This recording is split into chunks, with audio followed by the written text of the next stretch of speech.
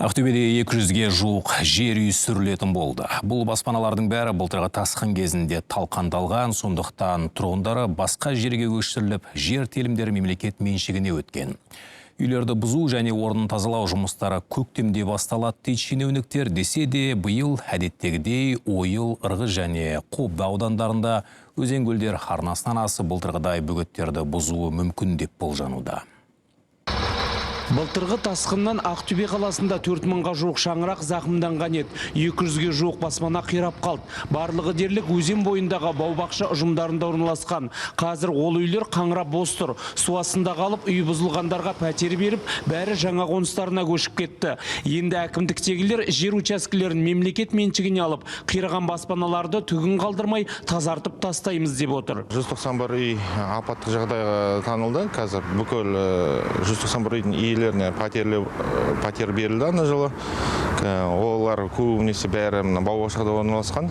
Қазіргі таңда 191 үйдің жер учаскесі бәрі мемлекет қорына тапсырылып жатыр. Мердігер анықталғаннан кейін көктем айында жұмыстар басталады үй бұзу бойынша. Былтырғы тасқыннан сабақ алған құтқарушылар ерте қамданып жатыр. Өзен бойында жаттығуға жиналып, су көтерілгенде жұртты қалай көшіру қажеттігін пысықтады. Одан қалды резеңке қайықтан бастап, көліктері мен құрал саймандарында түгендепті.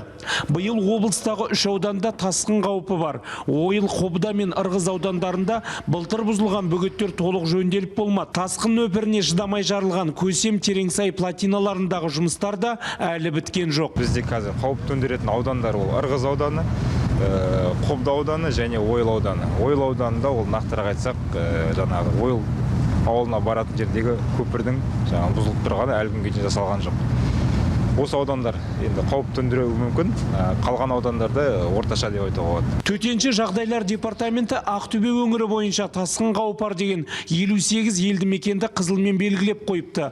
Ол аумақтарда 70 мыңға жуық адам тұрады. Дегенмен Қазгидромет қатқан тоң былтырғыдай қалың емес деп сабырға шақырады. Қыс бойы қар жақсы жауғанымен ылғалдылығы төмен деп отыр. Жаңалық Ақаш, Данияр Мейрамбекұлы, КТК, Ақтөбеден.